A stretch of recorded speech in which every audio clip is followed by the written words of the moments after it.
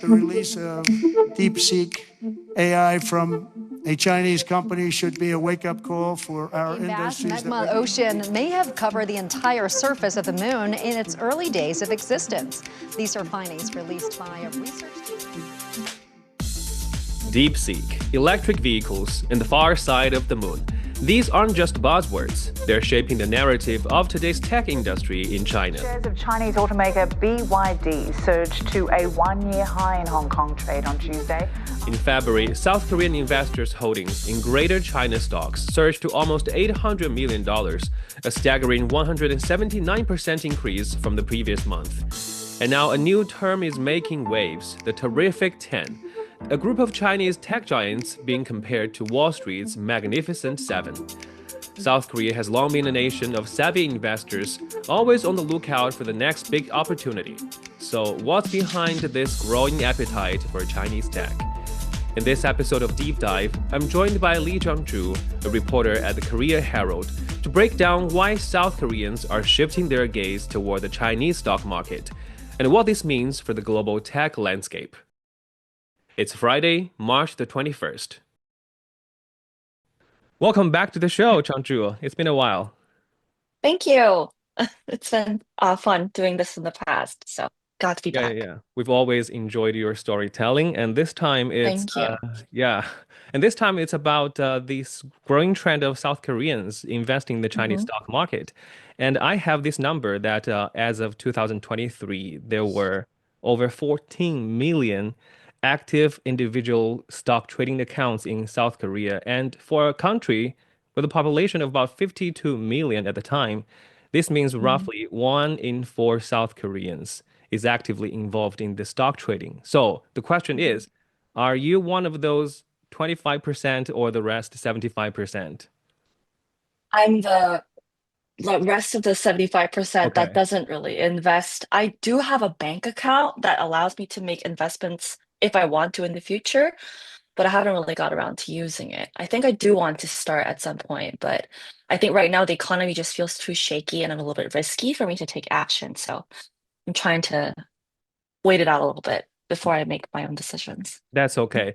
But I surely have heard the reputation of the active retail investor culture in South Korea, which is quite much higher than many other countries in the world. And there's even this word, and I tried to learn this from Google, gami tutsatsa, kami tutsatsa, Kimi Tujaja, kami yes. tutsatsa, which means and investors, well, and which is used to describe the individual investors that are very willing to invest and to perhaps even take risks in South Korea.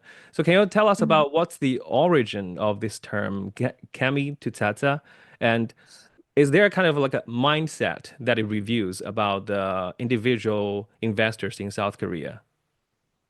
So the origin of the term is quite metaphorical. It compares the small retail investors as ants, and Kimi means ants or ant investors. And so in South Korea, ants are seen as hardworking, like small but like numerous in numbers. And so the term ant investors basically it highlights the idea that despite these individual investments being small compared to, let's say, institutional investments, when they're combined, they form a significant force in the market. And so the term 개미투자자 or ant investors first emerged in early 2000s during the growth of Korea's retail stock market. The government at this time, they encouraged the public to invest in the stock market more to increase wealth and to also stimulate economic growth. And I remember I was only a child back then, but I also remember some family members discussing heavily about what kind of stocks to invested in like next. And they were all watching TV programs about like how to invest better and stuff like that. I mean, this trend is still going, but I remember it was pretty heavy back then. But anyway, this mindset basically, I think it reflects two keywords. One is of collective action, and the second is of self-empowerment. It underscores the growing participation of everyday people in the financial markets. And so even if they earn like less capital compared to institutional investors, Right. in recent years, as more young South Koreans have turned to stock trading with increasing frequency, the influence of ant investors have grown, especially with the rise of mobile trading platforms in Korea. So each individual investor might be small, but together they might be able to make a difference Yeah, and yes, investors. you're right. Right. Hmm. So this passion, enthusiasm among these individual South Korean investors has been attributed to societal factors like the cable dominance, the income inequality, and perhaps the intense competition in the society. And do you think these factors they have fueled this get rich quick mentality among these investors? Yeah, so 재벌 dominance, like you said, income inequality, and intense competition. All three of them, I think, can be said to have contributed to the enthusiasm for investing amongst investor Koreans. I'm thinking I'm gonna break this down to three parts so I can explain it a little bit better for each of them. So to talk about 재벌s, South Korea's economy has been long dominated by a few large conglomerates. I'm Right. sure you know some like Samsung, Hyundai, SK, and those big companies. And their success or failure, it has a direct impact on the financial well-being of Korea, and they're often seen as a key barrier to the ordinary people's economic freedom. And so they see these conglomerate stocks as safe bets because they know that even if they fail, they won't dip like super quickly, Hmm. and they will eventually result in some sort of success in the future. But basically, their desires for higher and quicker returns and to, earn fast, real quick, that are more exciting, makes them turn to small and emerging companies instead. And I also read somewhere that these ant investors, they are wanting to invest in smaller companies so that they can also hopefully get a little bit similar in terms of their wealth to those people who are way up there in the Right. conglomerate sector. And so that's also where income inequality comes along, I think. And so compared to those really rich Chaebol families and ordinary Koreans, there is quite an income gap. And for many people, they say that traditional career paths do not offer a feasible route to economic security or upward mobility. And so as a result, investments for them become a way to bridge this wealth gap. And so retail investors here see the stock market as an alternative avenue to quick wealth and accumulation. And so then to kind of touch upon intense competition here a little bit. So across various sectors in life in Korea, education, employment, and personal achievements, they all you can see some sort of like intense competition in all three of those areas. And this high stress environment, it pushes individuals to stand out or to get ahead because it also pushes them to constantly compare themselves with other people who seem to have a little bit more than them. And so it leads them to pursue additional sources of income, like investing, so they can, like, I don't know, get a house in Gangnam Hmm. or buy this really fancy car. So they can also look like they are more ahead compared to their other people that are surrounding them. But this intense environment, it also kind of shapes the people's mindsets towards taking more risks and, striving to get short-term rewards out of this dopamine rush that they get from investing into these small companies. And so, in a society where success is highly valued and often defined by material wealth, the stock market offers some sort of like an immediate and potentially rewarding outlet for people to level up, I guess, financially, but also in terms of their quality of life. Right. So with this social pressure, perhaps everybody Mm, has this dream of getting rich overnight and living the mm, life they've always looked up to. yeah, Yeah. So it seems like exactly. South Koreans, I mean, on top of this passion for investment, actually specifically, they also enjoy investing in the overseas stock market. Last year, Mm, this report from Korea Economic Daily reported that Korean retail investors' stock holdings in the U.S. had hit record high, and also in just under 6 months, their holdings on the Nvidia Group, which was a mm, popular stock last year, had nearly mm. tripled in less than 6 months. And what do you think was driving this trend in people's passion for the overseas stock market, specifically the US, the American one? And also, do people have a preference for tech firms? So there has definitely been a growing and quite a dominant interest in US stock market amongst Korean investors. There's this saying that my friends tell me all the time, those who are like avid investors.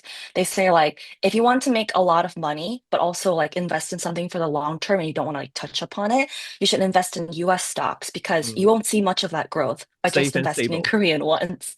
Yeah, safe and stable, and also you'll just earn a lot more. So I think several factors are driving this investment trend, with one being the mobile trading platforms that I mentioned earlier, and of the globalization of financial markets. And trading platforms in Korea basically has made it really easy for individual investors to begin to trade foreign stocks like US stocks, as they offer these tools and like resources to help them manage international investments easier. And so this easy access combined with like a greater awareness of global markets, it led many retail investors to diversify their portfolios by investing in US stocks. And Korean investors, especially those who have historically focused on domestic stock markets, are kind of seeking to diversify their investments more. And so the Korean stock market, while it is very active and it is growing, a lot of investors say that it is quite limited in terms of the sectors that are available for their investment, while Mm, the US offers more diverse opportunities. right. And the US is home to some of the world's largest and most influential companies. So a lot of investors are eager to gain exposure to these businesses as well, and to also kind of touch upon a little bit of money from doing that as well.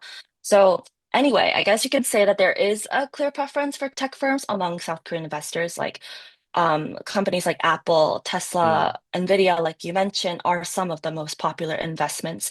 The attraction to such tech stocks are driven, I think, by factors such as those companies having strong growth potential and Koreans being familiar with such tech firms from the use of their products or from their exposure in the news, and also the company's just general global prominence, as well as their like the explosive growth that these firms experienced in the past decade.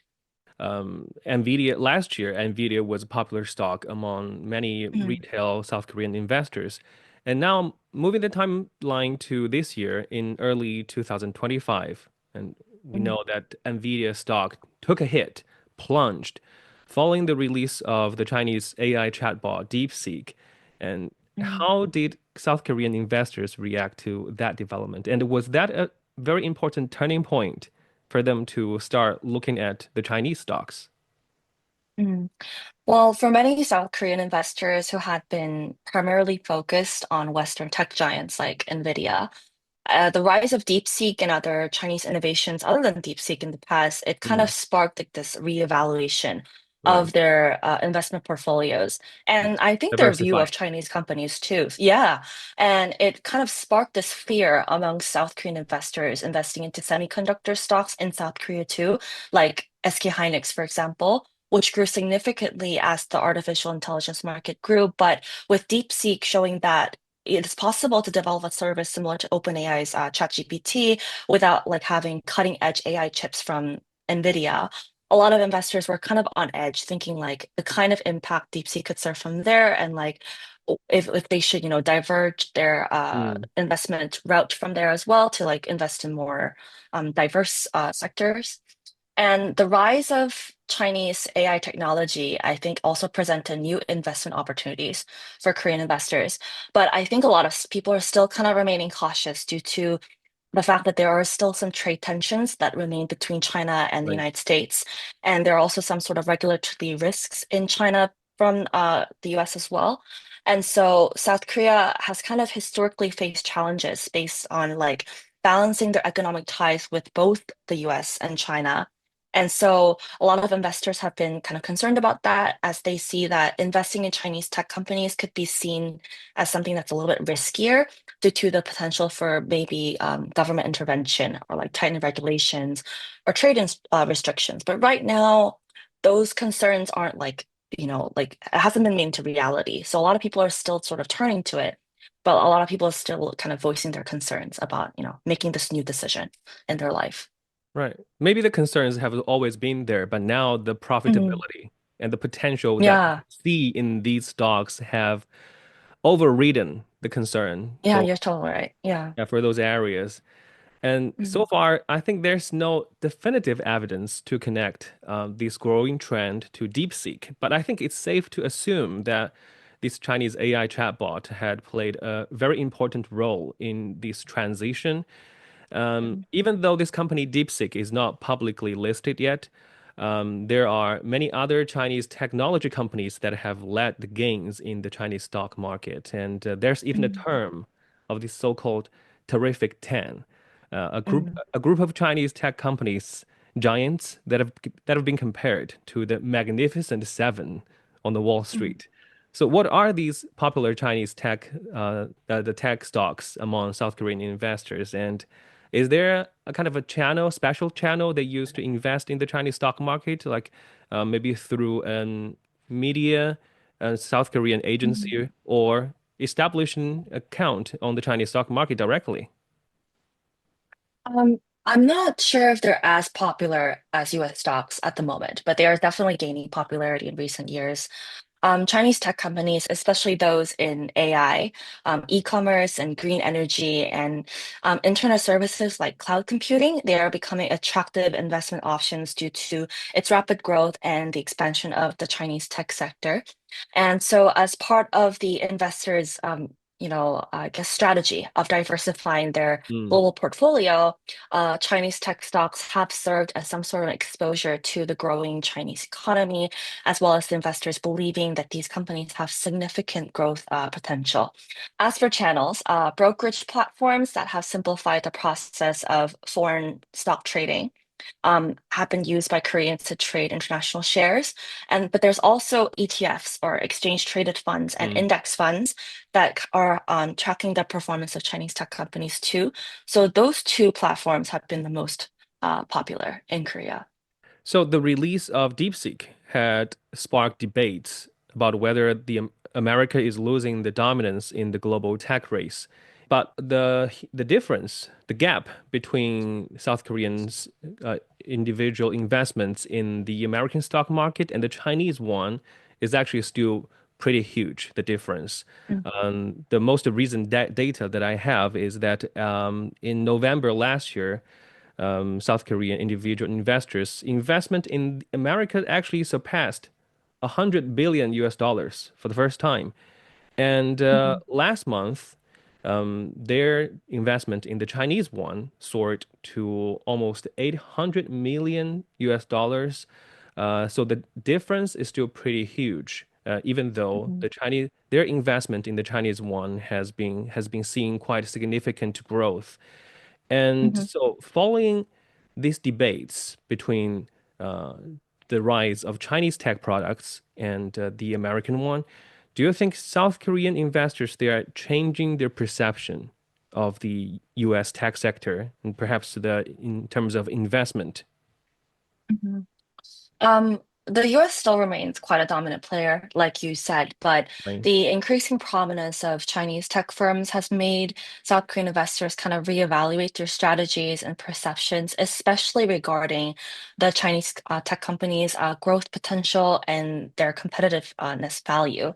And so, South Korean investors who are always looking for the best growth Mm. opportunities so they can also earn the most cash may now perceive the US tech sector as facing increased competition from Chinese companies like just firms like Alibaba and Baidu are they're rising as competitors against US-based companies in sectors like AI and cloud strategy.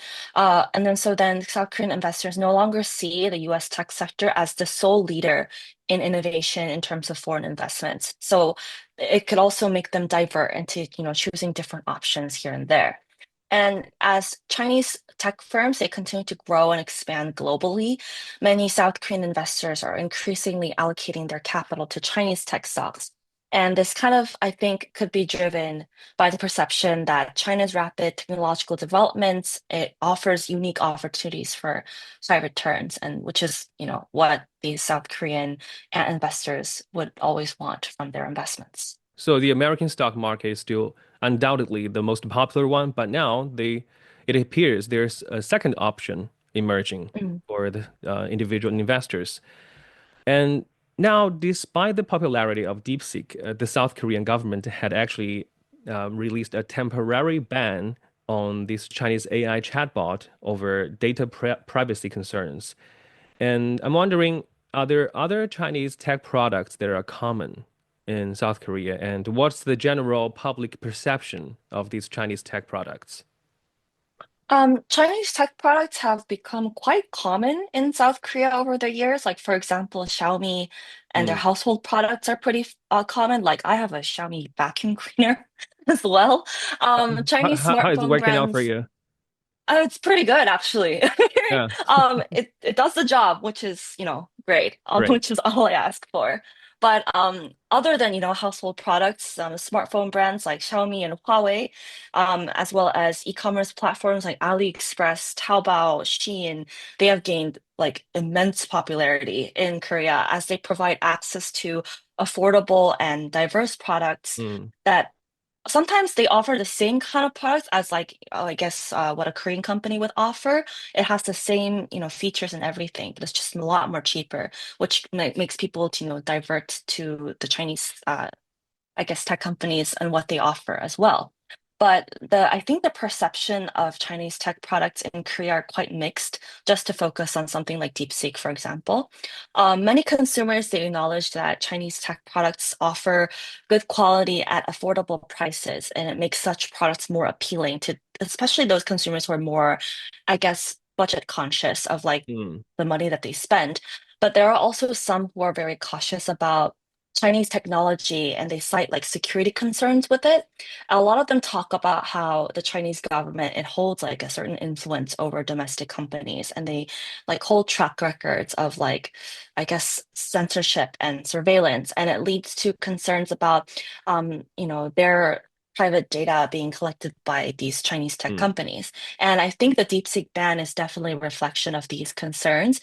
So while the chatbot might have seemed like a huge, like, technological breakthrough, its potential to collect and store sensitive information kind of raised alarms about user information safety in Korea too.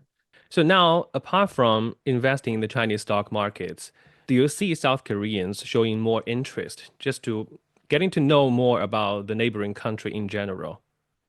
In South Korea, like a lot of people are increasingly showing interest in learning more about China, definitely.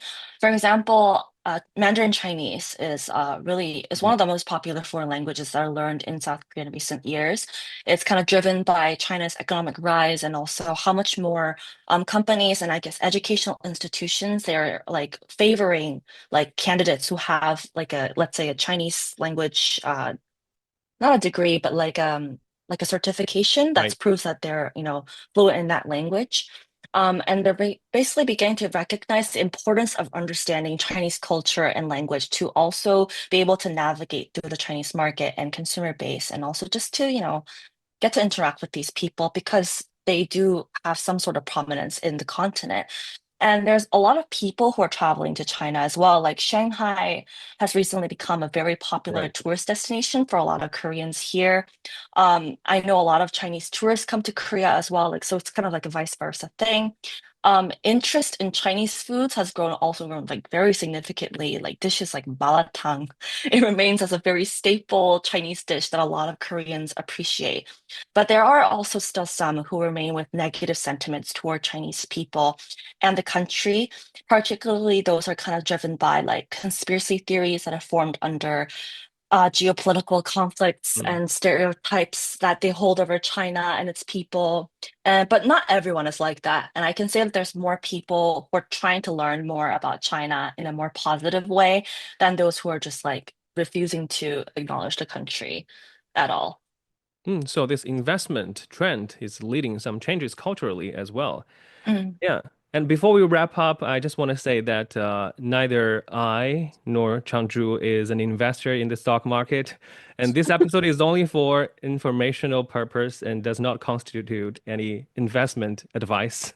And the Chinese stock market, there's actually a phrase, a reminder that the stock market is risky and invest with caution.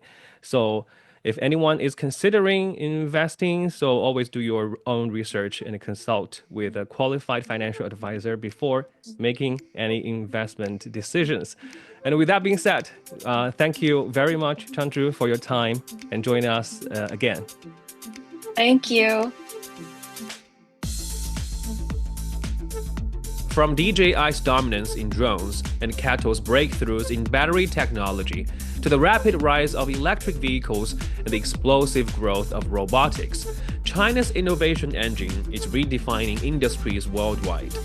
And now enters DeepSeek, a Chinese AI powerhouse whose R1 chatbot is going toe-to-toe with the best in the world, operating at 96% lower costs than competitors like OpenAI's GPT-4. But DeepSeek's rise might just be the beginning. The world is finally taking notice of China's expanding tech prowess, and the next chapter is only just unfolding. And that brings us to the end of this episode of Deep Dive. If you enjoyed what you just heard, don't forget to follow us on your podcast platforms. Just search for Deep Dive. You can also leave a comment to let us know what you want to learn about China and beyond. This episode is brought to you by me, Li Yunqi, and my colleagues Zhang Zhang and Qizhi. Special thanks to the Korea Herald reporter Li Jungjoo. I'll see you in the next one.